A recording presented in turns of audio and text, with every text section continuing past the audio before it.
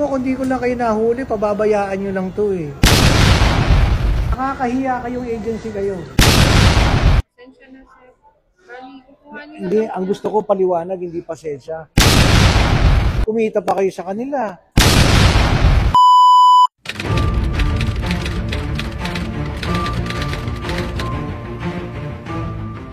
Alam mo, kung di ko lang kayo nahuli, pababayaan nyo lang to eh.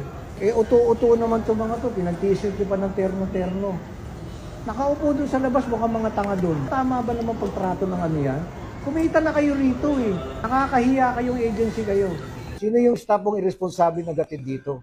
Ito lang ang tanong ko sa iyo ha, bago ko ibaba yung telepono.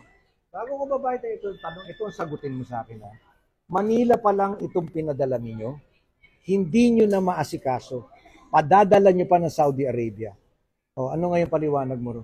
Ano rest assured, rest assured? Hindi nyo ako kayang paikutin sa ganito. Alam nga naman ako maghanap ng number ninyo. Eh, yun ang binigay nyo sa kanilang number. So, sila na naman ang may kasalanan? Bukit. Out of coverage, out of coverage. Ay, naku, puro kayo alibay. Tapos, nung nalaman nyo na ako nakausap, natataranta kayo, tawag kayo ng tawag sa kanila.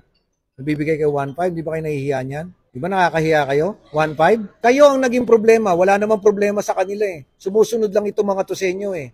Kayo yung irresponsable. Puro ka andyan na ba? Hindi nyo nga ako naunahan eh. Hindi na umandar yung 30 minutes mo. Alam mo, unang-una ito, isipin mo. Tao ang pinapadala mo. Tao. Kung ano mangyari rito, hindi ito produkto. Tao to. I-hotel nyo to.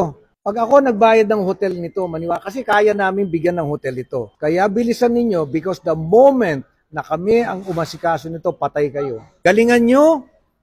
Gano'ng katagal na ba itong agency nyo? Matagal na pala, ito lang hindi nyo makaya. Wala naman kayong kakwenta-kwenta. But I will wait for an explanation. Otherwise, sinasabi ko sa inyo, you will be in big trouble. Ang sinasabi ko, ginagawa ko. O ikaw, ano, di ba tama ako? Kanina ko pa kayo sinasabihan eh. Sabi ko, kung ready kayo dyan, tingnan mo yung agency ninyo. Ito pala sa Maynila, hindi na kayo kayang panagutan. So, nalakas ang loob dito mga...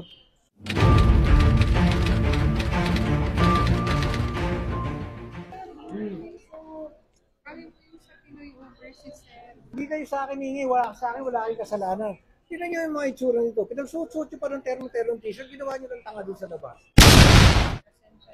Bakit humingi ng pasensya? Ang hinihingi ko paliwanag. Bakit yung ginawa yun? Actually kasi sir, pinaaga lang po namin kasi nag-aalala lang po kami na baka pumalik. Dear, kung nag-aalala kayo, dapat sinamahan nyo. Iniwan nyo dun sa labas eh.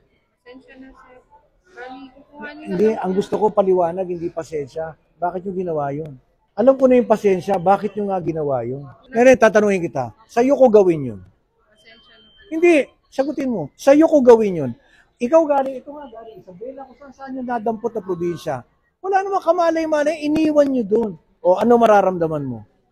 Hindi rin po maganda, O, sir. diba? Pero ginagawa nyo, kumita kayo rito. Tapos dadalhin nyo ng Saudi Arabia. Manila nga lang, hindi kayo makaresponde na mabilis. So ano gagawin nyo ngayon dito sa mga to? Bali, i-hotel na lang po namin sila, sir.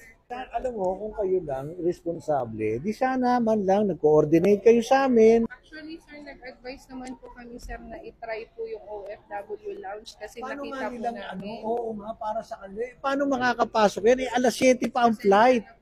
Tandaan pa ng immigration yan. Di ba matagal na kayo nagpapadala? Huwag mo sabihin hindi mo alam yun. Eh siyempre malay ba nito mga to kung paano ko mausap ng mga gwardiya rito? Siyempre kapag kakapwa-tao. Alam mo namang ikaw mas nakakalamang ka dito sa mga to. Di ba? Kitang-kita pa lang sa gayak mo, lamang ka. Pero ba't gaganunin mo sila? Kumita pa kayo sa kanila. Mali eh. Sobrang mali.